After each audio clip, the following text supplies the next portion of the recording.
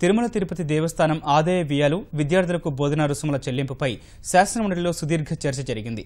మాజీ రాష్ట్రపతి కలాంకు ఆంధ్రప్రదేశ్కు ఉన్న అనుబంధాన్ని గుర్తు చేసుకున్న మండలి ఆయనకు నివాళి అర్పించింది.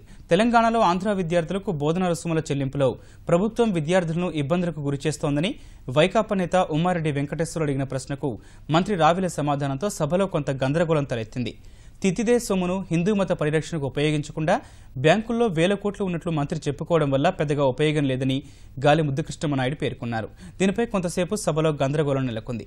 తితిదే ద్వారా 20 ఏళ్లలో వచ్చిన మొత్తం ఆదాయం, ఖర్చులు, బ్యాంకులో ఉన్న మొత్తంపై వివరణ ఇవ్వాలని తెదేపా సభ్యుడు బాబు రాజేంద్ర ప్రసాద్ సహా ఇతర సభ్యులు మంత్రి మాణిక్యాలరావును కోరారు. సభ్యుల సూచనను పరిగణలోకి తీసుకుంటామని చెబుతూ గత 20 ఏళ్లలో తితిదేకు 11,663 కోట్ల ఆదాయం వచ్చిందని వెల్లడించారు. టీటీడీని మీరు యాక్ట్లో చూసేటప్పటికేమో టీటీడీ ట్రస్ట్ బోర్డు అని ఉంది. దాన్ని తెలుగులోకి మారిస్తే ధర్మకర్తల మండలిగా పిలువబడాలి. కానీ పిలిచేటప్పుడు మాత్రం దాన్ని టీటీదే పాలక మండలి, తిరుమల తిరుపతి దేవస్థానం పాలక మండలి. ఇది భక్తుల మనోభావాలకి భిన్నంగా ఉంది. సర్వలోక పాలకుడిగానో వెంకటేశ్వర స్వామిని పూజిస్తారు.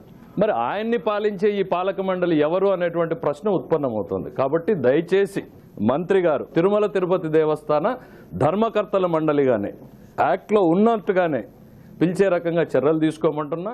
టీటీడీ ధర్మకర్తల మండలి అని పాలక మండలిగా పిలువబడకూడదు అనేది ఖచ్చితంగా అక్షరాల నిజం.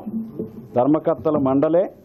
అయితే ఎక్కడైనా ఈ పొరపాటు నడుస్తూ ఉండుంటుంది. తప్పనిసరిగా దీన్ని పరిశీలించి ఇక అట్లా నడవకుండా తప్పనిసరిగా చర్యలు తీసుకుంటాం. అలాగే షాప్స్ కేటాయింపులో కూడా టెండర్స్ ప్రక్రియని పాటిస్తూ ఉన్నారు. అయినా ఏమన్నా లోపాలు ఉన్నట్టుగా రాజేంద్ర ప్రసాద్ గారు చెప్పారు కనుక దీన్ని కూడా పరిశీలించి తగు నిర్ణయం తీసుకుంటాం.